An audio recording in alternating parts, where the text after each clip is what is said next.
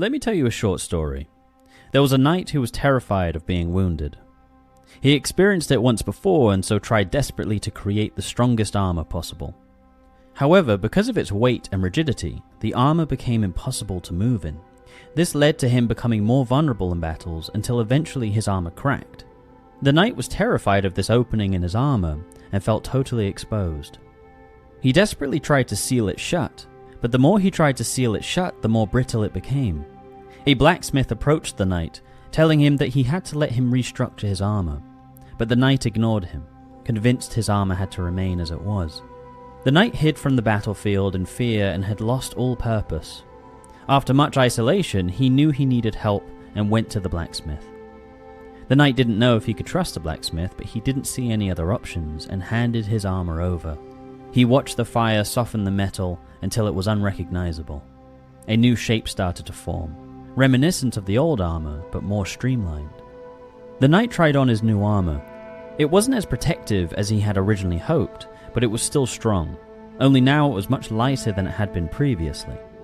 The knight was able to move much faster and became an agile warrior.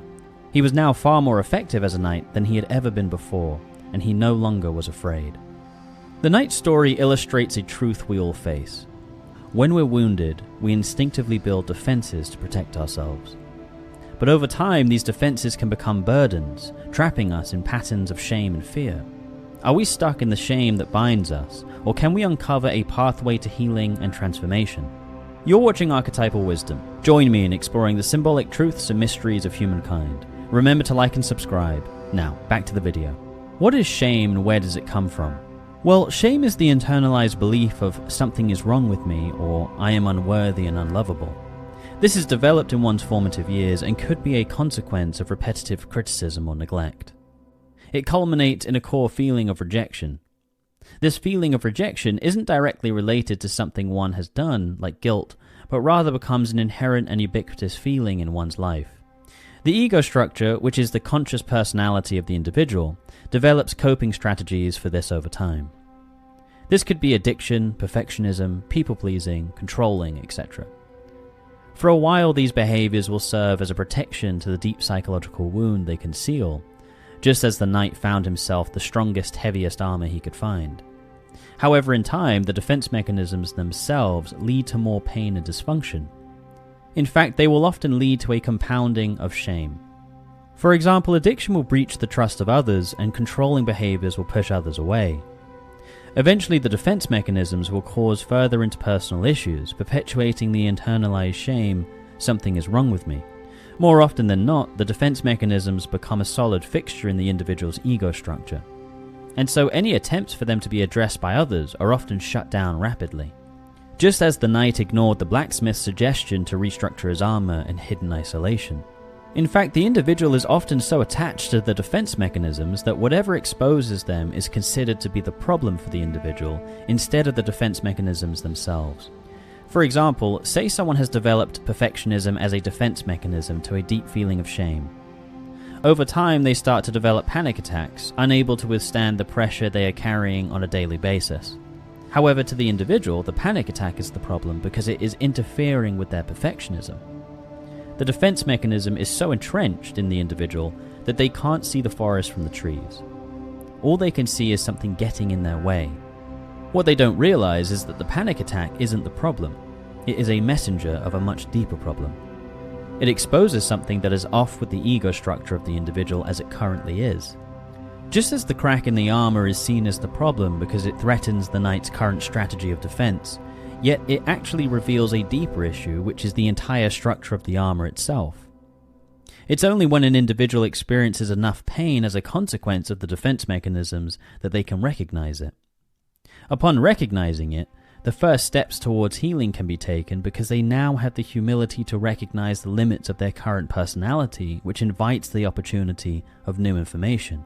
In fact, this idea of humility and openness being crucial within the human experience has ancient archetypal roots. In the Sermon on the Mount, Jesus says, "Blessed are the meek, for they will inherit the earth." Later in the Gospel, he states, "Truly I tell you, unless you change and become like little children, you will never enter the kingdom of heaven." This points to the vital and fundamental traits of humility and openness, and echoes their necessity for growth and development. In fact, the Greek word for meek in this passage is praus, which carries a nuanced meaning. It refers to gentle strength, power that is under control, and a spirit of humility and submission to God. Therefore, meekness can be understood as a balanced posture. It carries humility, recognizing one's limitations, as well as a patience and openness, which facilitates an ability to learn and grow. In essence, it appears the ideal is a soft yet strong character, a person who does not cling to ego-driven defenses, but is instead open to grace and transformation. In fact, throughout the Bible, there is a paradoxical motif of strength through vulnerability, the wound being the pathway to grace and transformation. For example, we see this in the passage about Paul and the thorn in the flesh.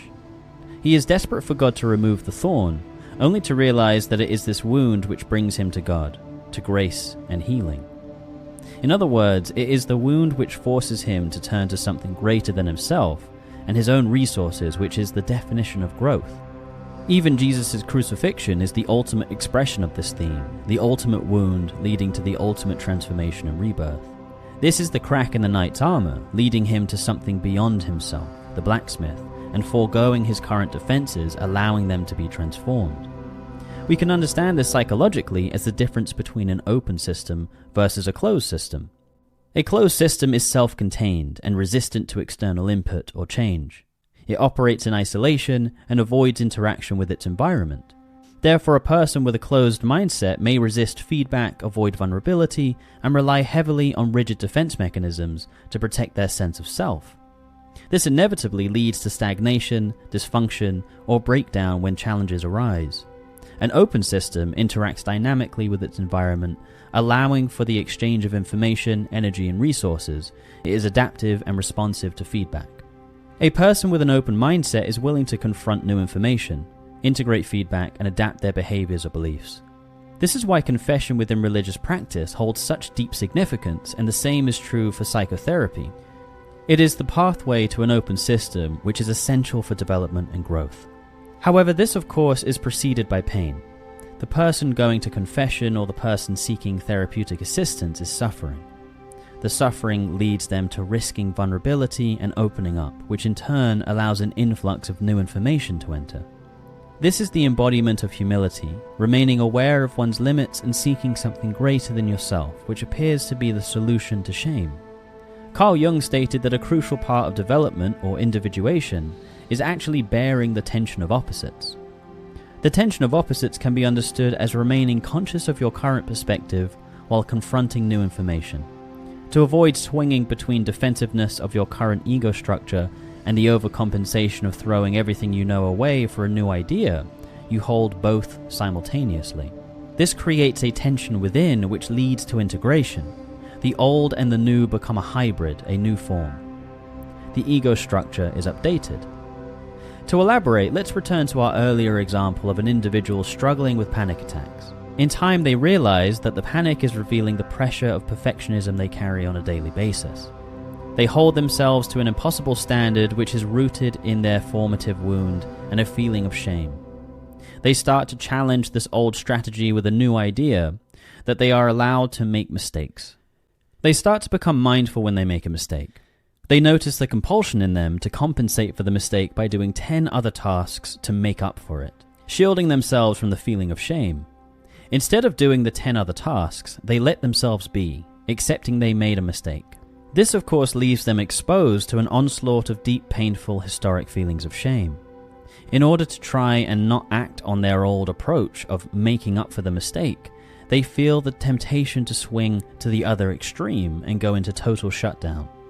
Instead of doing 10 extra tasks to make up for the feeling of shame, they want to stay in their room and avoid the world.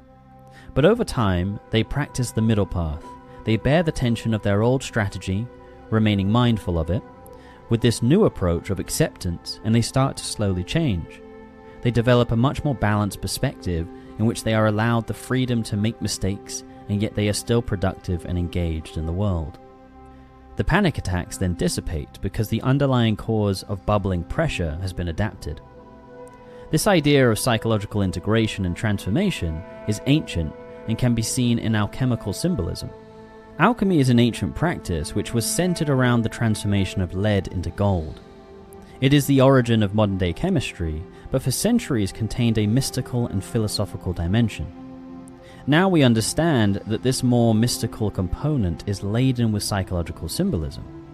In the alchemical process of transformation, there are three main stages: the burning, which melts the base metals down into its original form, the purification of cleaning the raw material for its best parts, and the restructuring the purified base materials to create something better. Well, this burning and purifying is symbolic of holding the tension of opposites. It is the ego being confronted with new information that challenges the status quo. One bears the intense heat of the feelings that come along with this tension, eventually leading to a transformation of the ego structure having been changed in the process. This is the knight facing the terrible discomfort of allowing the blacksmith to burn his armor until it is unrecognizable, and a new form starts to emerge, reminiscent of the old but updated. The story of the knight reminds us that the wounds we fear most can become the cracks through which transformation enters. Just as his armor was softened and reshaped by the blacksmith's fire, so too can our rigid defenses be reformed through the paradoxical strength of vulnerability. Shame, though painful, is not our enemy. It is the messenger that invites us to grow. By embracing humility, remaining open to grace, and bearing the tension of change, we can step into the forge of life and emerge stronger, freer, and more whole. The question is not whether we will face the cracks in our armor, but whether we will have the courage to trust the process of being reshaped into something greater. You've been watching Archetypal Wisdom. Remember to like and subscribe. Stay wise.